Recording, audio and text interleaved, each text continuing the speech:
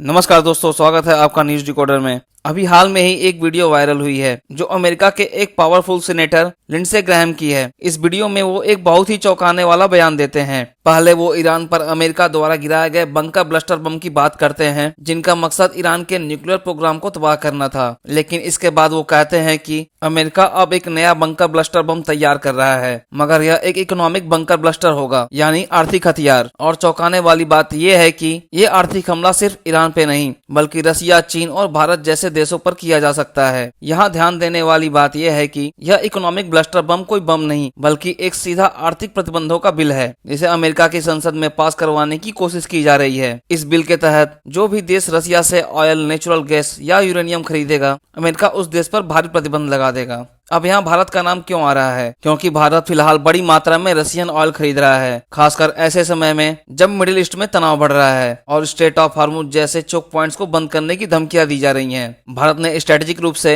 रसिया से अपने oil imports को दोगुना कर दिया है ताकि किसी भी संभावित ऑयल क्राइसिस से बचा जा सके। ऐसे में अमेरिका अगर ये इकोनॉमिक ब्लस्टर बिल पास करता है और भारत को भी रूस से तेल खरीदने की सजा देता है तो इससे भारत की इकोनॉमी पर गंभीर झटका लग सकता है। लेकिन सवाल यह उठता है, क्या अमेरिका ऐसा सच में करेगा? हालांकि भारत और अमेरिका के संबंध इस समय बहुत मजबूत हैं। भारत और अमेरिका ने लेमुआ, कामकासा और बेका जैसे डिफेंस एग्रीमेंट साइन कर रखे हैं और आने वाले दिनों में निसार जैसे ज्वाइंट स्पेस प्रोग्राम भी करने वाले हैं। फिर भी अमेरिकन पॉलिटिक्स में एक बड़ा तबका भारत को संदेह की नजर से देखता है। लिंडसे ग्रैहम जैसे सेनेटर जब भारत की बात करते हैं तो उनकी टोन वैसी ही होती है जैसे चीन या रूस के लिए होती है। हाल में ही एक अमेरिकन इकोनॉमिस्ट ने भी कहा था कि जैसे ही भारत थोड़ा ताकतवर बन जाएगा वैसे ही अमेरिका भारत को भी रूस की तरह कमजोर करने की स्ट्रेटजी पर काम करना शुरू कर देगा। यह बयान दिखाता है कि भारत अब अमेरिका की नजर में एक सिर्फ सहयोगी नहीं बल्कि फ्यूचर की एक पोटेंशियल सुपर पावर के तौर पे देखा जा रहा है और इतिहास गवाह है कि हर उभरती ताकत को मौजूदा शक्तिशाली देश चुनौती मानते हैं। अब हम जानेंगे इस बिल का असली मकसद क्या है। इस प्रस्तावित बिल में साफ लिखा है कि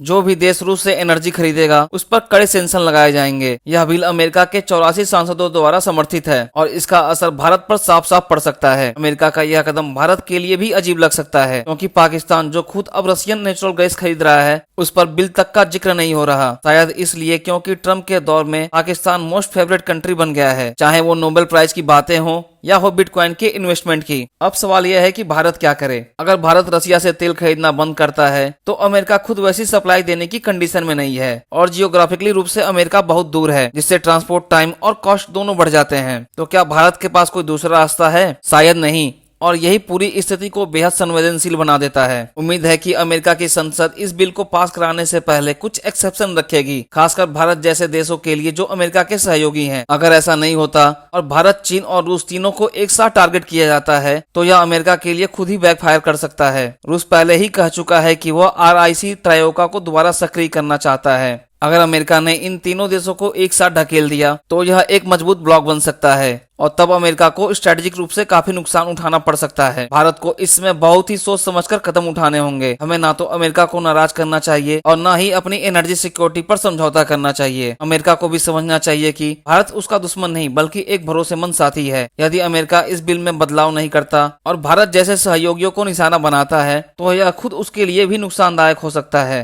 अंत में भारत को पॉलिसी लेवल पर और ज्यादा फ्रीडम की तरफ बढ़ना होगा ताकि फ्यूचर में ऐसे किसी भी स्ट्रेटेजिक ब्लैकमेलिंग से बचा जा सके। हालांकि अमेरिका के इस इकोनॉमिक बंकर ब्लस्टर पे आपका क्या मानना है? क्या यह अमेरिका की संसद में पास हो पाएगा या फिर नहीं? कमेंट कर हमें बताएं।